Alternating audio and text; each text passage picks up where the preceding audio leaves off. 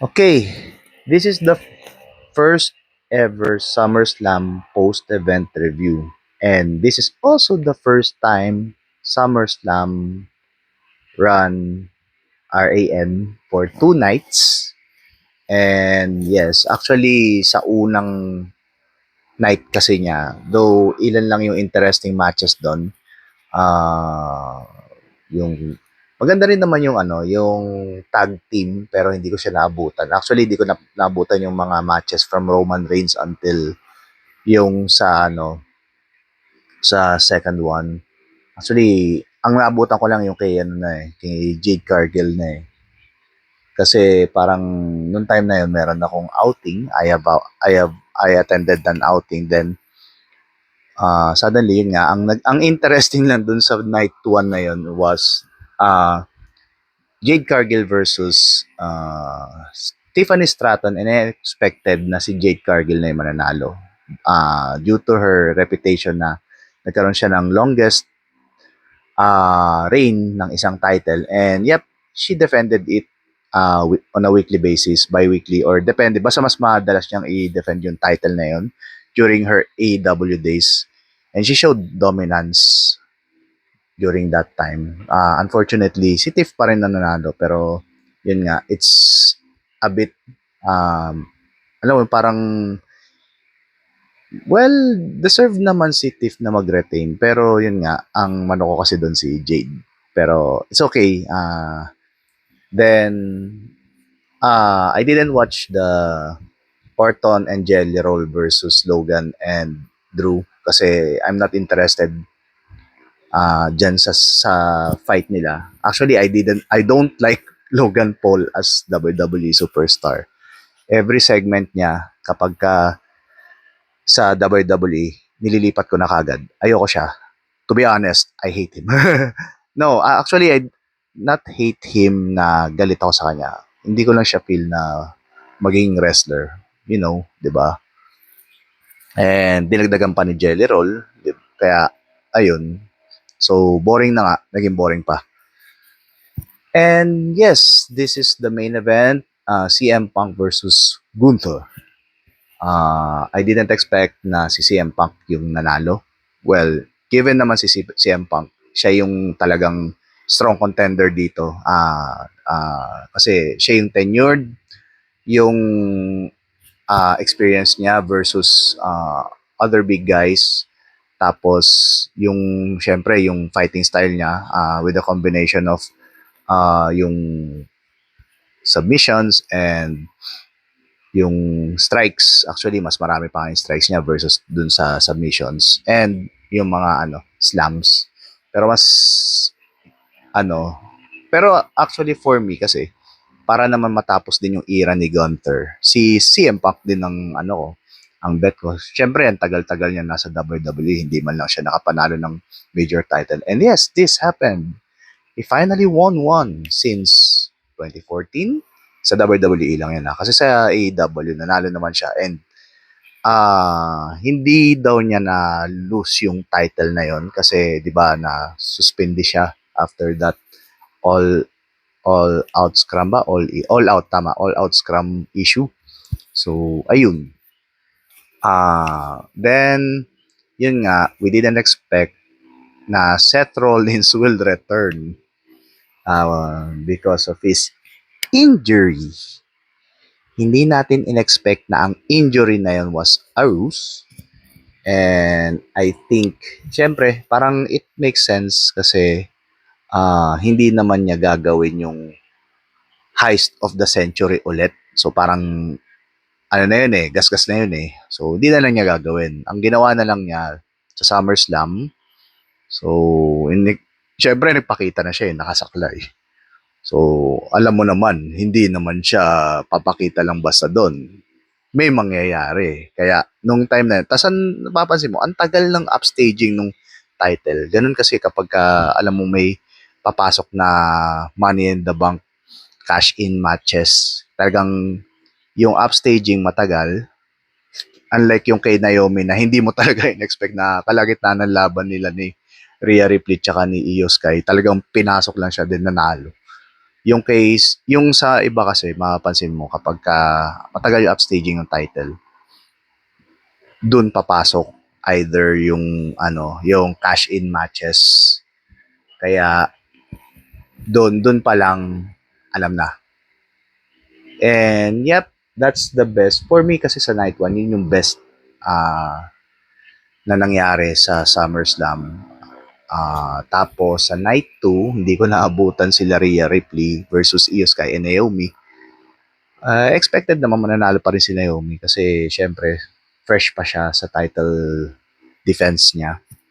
Then yung kay Lyra versus Becky Lynch, I think they're also niluluto yung storyline ni Lyra versus Bailey or si Bailey versus Becky Lynch. With either way, mas okay na siguro to na si Lyra Valkyria. Baka mag-challenge na rin siya ng top title, the world title I think. Then the best thing also is yung TLC match SummerSlam. It's 25 years after the first TLC match, the first ever TLC match in WWE, which was 2000. This is 25 years after, so this is the SummerSlam. Ang ganda nung nung match ng tag team titles, tag team match na yon. So ang gulo talaga kasi ever since magulo na yung tag team division sa SmackDown, nagkakagulo lagi sila. Walang natatapos na match nang hindi nai-involve yung bawat isa na tag team. Kaya ayun, dito nila sinettle lahat ng problema nila through the tag team TLC match, and it's a great match for me. Ah, yung alam mo yung kinakabahan ka every time Joe Gacy. Parang si Joe Gacy kasi yung nabuo na niya yung TLC sa lahat na nabag sa kanya. Bumagsak siya sa ladders 2 time, bumagsak siya sa table, then pati sa chair. So lahat 'yun, 'di ba? Yung chair na nakaano. Kaya alam mo 'yun, nakumpleto niya yung TLC na 'yun. Pero still they retain the title. It's a good match, it's a good segment for me. Next is yung US title. Medyo hindi naman, parang predictable naman na si Solo ang mananalo. And si Jacob, syempre, para at least baka matapusin na yung storyline nila between Jacob and Solo. Pero I think ang mangyayari dyan is Solo and Jimmy versus yung MFTs, si JC and Tongaloa. Ayun. Pero mangyayari naman dyan for sure. Syempre, dominance ng MFT.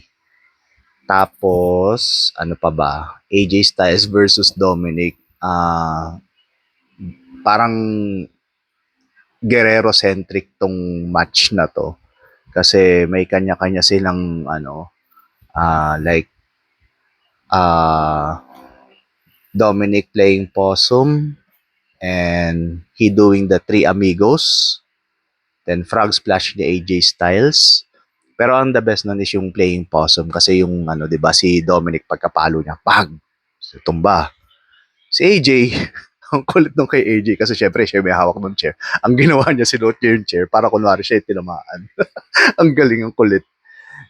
And yun nga, yung finish din is also a Guerrero-centric finish kasi it was WrestleMania 20 nung Kurt Angle versus Eddie Guerrero. Niluwagan niya yung boots and knowing na aanuhin na naman siya ng calf crusher. So yung pagka-calf crusher, nahubad yung boots. Then frog splash. Ayun, Guerrero-centric pa rin naman. And Dominic retained. Then the street fight, yung main event. We are seeing both faces fighting each other, Cena versus Cody. Si Cena nag-turn face na siya before SummerSlam kasi 'di ba nga nangyari? Naging vicious si Cody Rhodes during the contract signing. And that's the thing Cena liked about Cody. Kaya nung time na yon, parang bumalik yung dating John Cena. And unfortunately, he lost the title. Ang daming mga ewan ko, hindi ko masasabi kung 4-star match to. Kasi first and foremost, wala namang walang cheating na nangyari. And how can you cheat sa street fight? Anything goes. Hindi ka nga lang makakapag-pin sa labas. Kailangan sa ring. Ayun, and the ending of the match is very cinema. Di ko masabi, pwede ko sabihin na cinema kasi parang alam mo yun, bumalik yung 2 years ago na Brock Lesnar Rish na respect. So parang after the match, nagkaroon ng inabot ni Cena yung title, hug, then upstage Cody's hand, congratulating him. It was a great ending, great match. And lalo yung pagbabalik ni Brock Lesnar and F5 John Cena during that segment. Ang ganda nung SummerSlam ngayon. Bumawi sila sa night 2. Sa night 1 medyo meh, pero actually hindi kasi CM Punk versus Gunter bumawi din sila doon. Pero yung sa night 2 talagang lahat. Yun nga lang, na-miss ko yung unang dalawang match. Actually, isa lang, yung kay Women's World Championship. Pero, yep, overall, it's a great thing na nagtunay sila sa SummerSlam. Should have been Raw Tag Team titles din. Kailangan nila yun. Then, mas gugustuhin ko pa na isang tag team title na lang ang dinedefend nila instead of two separate kasi ang style ng tag team division ng Raw kaya mas okay na dalawang tag titles nang i-defend nila. Actually, isang tag titles nang i-defend nila para at least magkaroon naman ng saysay yung lahat yung 'di ba isa na lang po problemahin mo, 'di ba? So tapos palitan lang yung from SmackDown to Raw, Raw to SmackDown, ganon. Anyway, it's a great night for, actually, great nights. Kasi dalawang night pala yung SummerSlam. And this is Pao. Ayun, kita tayo sa next PLE. Bye-bye.